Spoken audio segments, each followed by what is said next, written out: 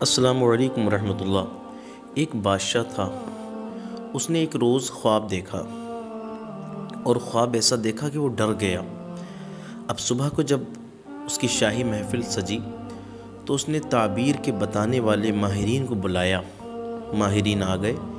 اب اس نے پوچھنا شروع کیا، اس نے خواب بتایا۔ پہلے ماہر سے اس نے کہا، معبر سے، کہ میں نے یہ خواب دیکھا ہے، اس کی تعبیر بتائیں۔ تو جب خواب سنا تعبیر بتانے والے نے تو بادشاہ سے کہا، بادشاہ سلامت، کیا واقعی آپ نے یہ خواب دیکھا ہے؟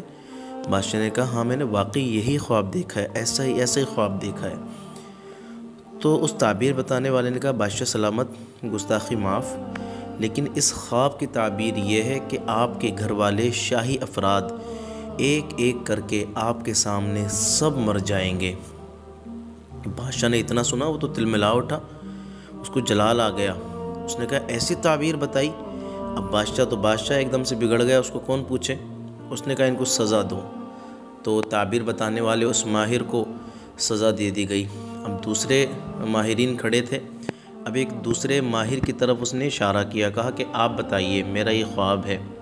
تو یہ بڑا عقل مند، بڑا تجربہ کار معبر تھا، بہت تجربہ کار خواب بتانے کی تعبیر کا ماہر تھا۔ کہا، بادشاہ سلامت، کیا آپ نے واقعی یہ خواب دیکھا ہے؟ تو کہا، ہاں میں نے واقعی یہی خواب دیکھا ہے، بھئی کتنی بار پوچھو گے؟ کہا، بادشاہ سلامت، اگر آپ نے یہ خواب دیکھا ہے تو پھر اب انعام بانٹیے، خوشیاں بانٹیے، خوش ہو جائیے، خوشیاں منائیے، کیونکہ اس خواب کی تعبیر یہ ہے کہ آپ کی عمر شاہی خاندان میں سب سے زیادہ ہوگی، آپ سب سے زیادہ عمر پائیں گے۔